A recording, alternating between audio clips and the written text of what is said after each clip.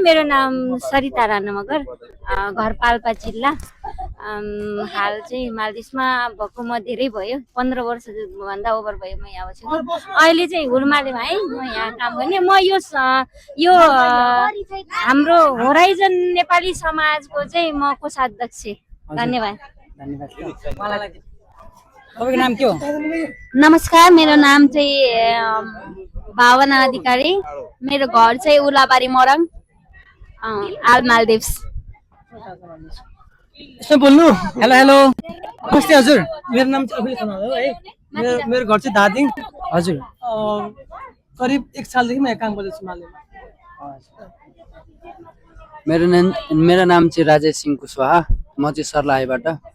यहाँ पनि मेरो आएको 1 वर्ष पुगिसक्यो अहिले। धन्यवाद। मेरो नाम चाहिँ जीवन गुरुङ। मेरो घर कास्की जिल्ला पोखरा पर्छ। म चाहिँ यहाँ विगत 3 वर्षदेखि कार्यरत छु। म यस नेपाली के छ रे होराइजन नेपाली समाजको म चाहिँ मेम्बरमा छु। र हाम्रो नयाँ 2 जना भाइलाई आज हामीले पाएका छौँ संस्थामा। त्यसको लागि पनि एकदमै खुसी छु। र यस्तै संस्थालाई अगाडि बढाउनको लागि सामाजिक सेवाकै टेउ पुर्याउनको लागि नयाँ अलि जोसनागर भएको मल्टी ट्यालेन्ट भएको भाइहरू नै खाँचो पर्छ।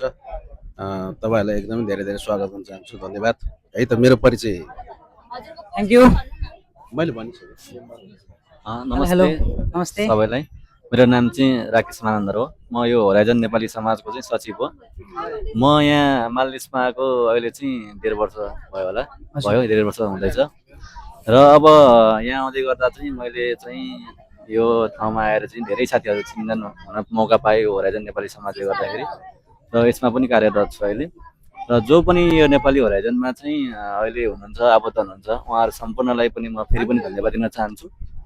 तपाईँहरूको साथ सपोर्टले गर्दा नै भोलिका दिनहरूमा हामीले के गर्न सकिन्छ यो होराइजन नेपालीले, र यहाँ समस्या परेकाहरूलाई पनि उद्धार गर्न सकिन्छ। यति भन्दै नयाँ सदस्य 2 जना उहाँहरूलाई पनि विशेष धन्यवाद दिन चाहन्छु। र उहाँहरूले पनि आउने दिनहरूमा हाम्रो होराइजन नेपाली समाजलाई आफूले सकेको जति सहयोग गर्नुहुन्छ भन्ने आशा राखेको छु। यही भन्दै 2 शब्द यहाँ तपाईँलाई म केही प्रश्नहरू सोध्न चाहन्छु। अब आउने हाम्रो यो होराइजन मालदिप्स समाजले चाहिँ अब आउने दिनमा चाहिँ कस्तो कस्तो कार्यहरू चाहिँ गर्दै अगाडि बढ्छ, यो कुरामा थोरै प्रश्न गरिदिनुहोस्। अब यस्तो, अब होराइजन नेपाली समाजमा जो पनि आबद्ध हुनुहुन्छ उहाँहरू सबैको सल्लाह अनुसार हामी चाहिँ अगाडि बढ्नेछौँ। अब आउने दिनहरूमा हामीले अब अहिलेको सिचुएसनमा चाहिँ हामीले एउटा के सोच राखेको छौँ भने भोलिका दिनमा हामीले भलिबल टिम पनि बनाउन सक्यो अथवा फुटबल टिम बनाउन सक्यो भने यसबाट पनि केही हामीले चाहिँ यहाँ चाहिँ प्रोग्राम हुँदै गर्दाखेरि चाहिँ हाम्रो टिमबाट पनि जान पायो भने चाहिँ हाम्रो होराइजन नेपाली समाजलाई पनि प्रफिट हुन्छ होइन, चिन्ने मौका पाउँछ। र अर्को कुरा भनेको हामीले चाहिँ अब सबैको सहमति अनुसार चाहिँ अब चाहिँ प्रोग्राम राख्न सकिन्छ होइन। कोही कति बेला अब सबैको सल्लाह अनुसार गऱ्यो भने चाहिँ राख्न सकिन्छ। यही नै छ हाम्रो चाहिँ यो होराइजन नेपालीको चाहिँ उद्देश्य र ऊ चाहिँ आउने दिनहरूमा चाहिँ।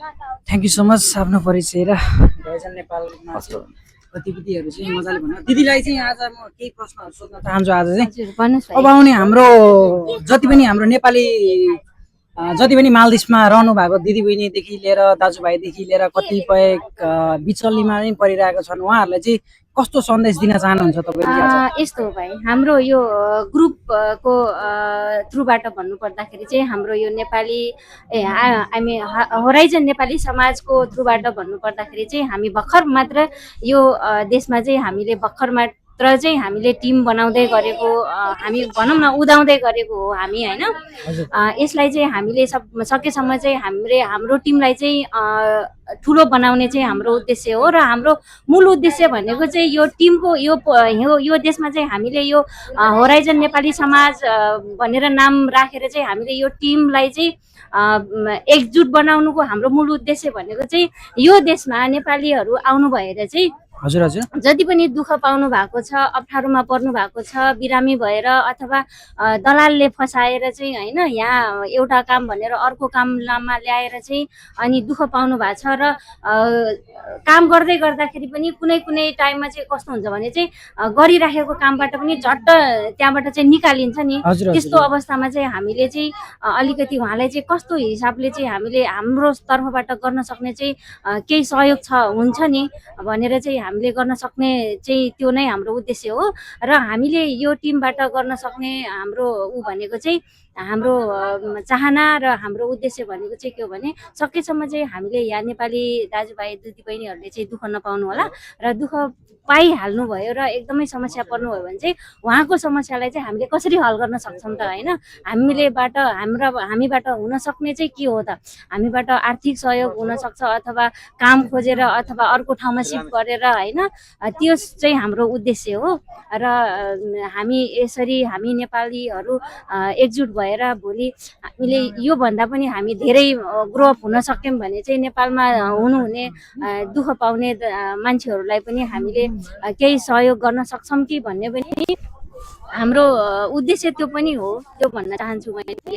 र आशा छ सबैजना नेपाली दाजुभाइ दिदीबहिनीहरू हजुरहरू जस्तो यङ जेनेरेसनहरू हुनुहुन्छ होइन, बहिनीहरू दाजुभाइहरू हुनुहुन्छ, उहाँहरू चाहिँ हाम्रो टिममा आउनुहुन्छ होला, जुट्नुहुन्छ होला र भोलि हामीसँग जोडेर चाहिँ हातमा हात मिलाएर चाहिँ हातेमालो गरेर चाहिँ हाम्रो टिमलाई चाहिँ अझ बलियो बनाएर चाहिँ हामीलाई सपोर्ट गर्नुहुन्छ होला। एकअर्कालाई हामीले आफू बाँच्दै गर्दाखेरि पनि दुःख पाएको मान्छेलाई पनि केही गर्न सकिन्छ कि भन्ने चाहिँ हाम्रो मानवीयता पनि हो, त्यसलाई चाहिँ हामीले गर्न सक्छौँ होला भन्ने चाहिँ यो उद्देश्य हो भाइ है। हजुर हजुर एकदम राम्रो भन्नुभयो दिदीले। अब आउने दिनहरूमा चाहिँ हामीले जति पनि हाम्रो नेपालबाट अब मालदिप्समा आएर दुःख पीडा भोगिरहेको कति नेपालीहरू छन्, हजुर उहाँलाई चाहिँ हामीले हाम्रो टिमबाट हजुर हजुर हजुर होराइजन टिमबाट चाहिँ केही सहयोगहरू वितरण गर्न सकिन्छ, हेल्प गर्न सकिन्छ। यही भएर चाहिँ हाम्रो होराइजन एउटा मालदिप्स संस्था रिप्रेजेन्ट गरेको होइन हामीले यो प्रोग्रामको लागि मात्रै होइन कि तपाईँको यो खेलकुदको लागि यो रमाइलोको लागि मात्रै होइन कि हाम्रो यो मालदिप्समा हामीले होराइजन टिम यो खडा गरेको कारण चाहिँ सबभन्दा मूल उद्देश्य चाहिँ के हो भनेदेखि चाहिँ जति पनि नेपाली दाजुभाइ दिदीबहिनीहरू मालदिप्समा आउनुहुन्छ नि, जागिरको सिलसिलामा चाहिँ आउनुहुन्छ, सकेसम्म चाहिँ दुःख नपाउनु होला होइन। दुःख पाइहाल्यो भनेर हाम्रो कनेक्सनमा आउनुभयो भने चाहिँ हामीले सकेको हामीबाट हुन सक्ने कुनै पनि सहयोग चाहिँ हामीबाट चाहिँ गर्न सक्छौँ, गर्नुपर्छ भन्ने चाहिँ हाम्रो उद्देश्य नै त्यही हो। थ्याङ्क यू सो मच हाम्रो दिदीलाई, धेरै मिठो कुरा गरिदिनु भयो दिदीले। र अब आउने दिनहरूमा हाम्रो होराइजन टिमले अझै राम्रो कार्यहरू गर्दै अगाडि बढ्नेछ। हजुरहरू जस्तो सपोर्टिभ दाजुभाइहरू भेट्न पाऊँ हामीले होइन, हाम्रो टिममा आइदिनु होला, जोडिनु होला। हामी कुनै पनि व्यक्तिगत स्वार्थभन्दा चाहिँ माथि उठेर चाहिँ समाजको लागि पनि केही गरौँ, कुनै अर्को मान्छेले पनि दुःख नपाओस्। विदेशको ठाउँमा कोही पनि हुँदैन नि त होइन, आफ्नो दाजुभाइ परिवार भनेको चाहिँ हुँदैन। त्यही भएर चाहिँ हामी नेपाली नै दाजुभाइ बनौँ, दिदीबहिनी बनौँ, एकअर्काको सारथी बनौँ, दुःख कसैले पनि पाउन नपरोस् भन्ने चाहिँ उद्देश्य हो भाइ होइन। त्यही नै हो। Thank you so much. Thank you.